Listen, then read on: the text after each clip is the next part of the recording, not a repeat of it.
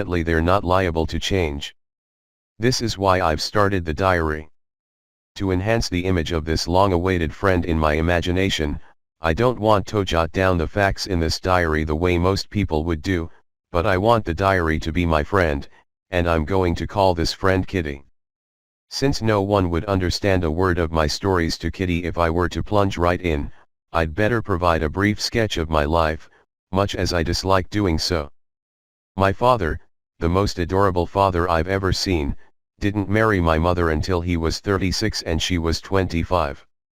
My sister Margot was born in Frankfurt am Main in Germany in 1926. I was born on June 12, 1929. I lived in Frankfurt until I was 4. Because we're Jewish, my father immigrated to Holland in 1933, when he became the managing director of the Dutch Opekta company, which manufactures products used in making jam. My mother, Edith Hollander Frank, went with him to Holland in September, while Margot and I were sent to Aachen to stay with our grandmother. Margot went to Holland in December, and I followed in February, when I was plunked down on the table as a birthday present for Margot.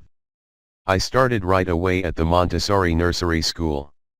I stayed there until I was 6, at which time I started first grade.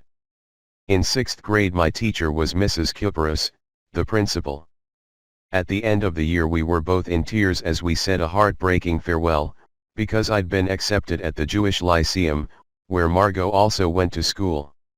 Our lives were not without anxiety, since our relatives in Germany were suffering under Hitler's anti-Jewish laws.